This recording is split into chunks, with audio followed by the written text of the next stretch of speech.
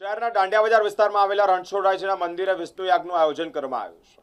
170 વર્ષ લગભગ 170 વર્ષ જૂના મંદિરે આ રણછોડરાયજીના મંદિરે વિષ્ણુ યાગનું આયોજન થતાની સાથે જ અનેક ભક્તોએ લાવો પણ લીધો છે।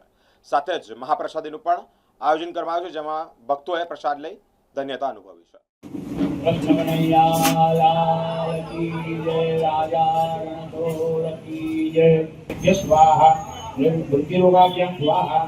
गणपते स्वाहा प्रजापते स्वाहा श्री प्रजापते स्वाहा श्री प्रजापते स्वाहा श्री प्रजापते स्वाहा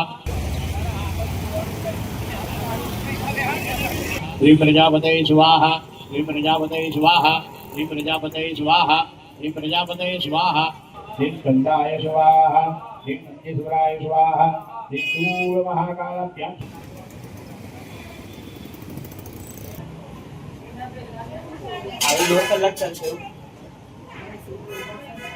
शिवाय स्वाहा ह्रीं गौतमाय स्वाहा ह्रीं भरद्वाजाय स्वाहा ह्रीं विश्वामित्राय स्वाहा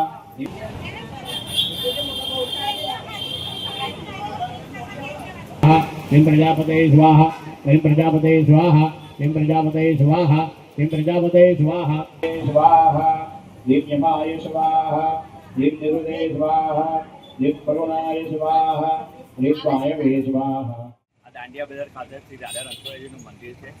આ મંદિરની એક પ્રસિદ્ધ એવી છે, 170 વર્ષ જૂનું આ મંદિર છે અને આ મંદિરની અંદર જે પ્રાણ પ્રતિષ્ઠા થયેલી હતી એ મંદિરની અંદર મૂર્તિ સ્વયં વાવમાંથી પ્રસિદ્ધ થયેલી હતી અને વાવની અંદર પ્રસિદ્ધ થયા પછી 170 વર્ષથી અહીંયા આગળ રાધા રણછોડજી દાંડિયા બજાર ખાતે પધારેલા છે।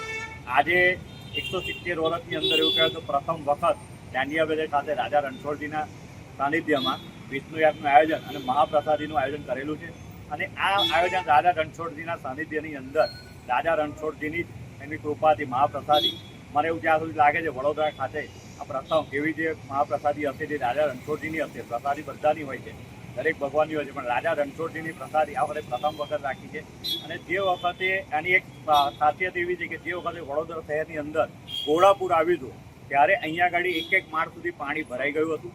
તે વખતે એ પાણીમાંથી મૂર્તિ સ્વયં પાણીની ઉપર રહી અને તે વખતે લોકોને દર્શન કરાયા હતા। આ વાતને અમારી જે આગળ પેઢી હતી એમને અમને કીધી હતી। અત્યારે અમારે ત્રીજી પેઢી છે જે અહીંયા મંદિરની અંદર વ્યવસ્થાના ભાગરૂપે જોઈ રહી છે।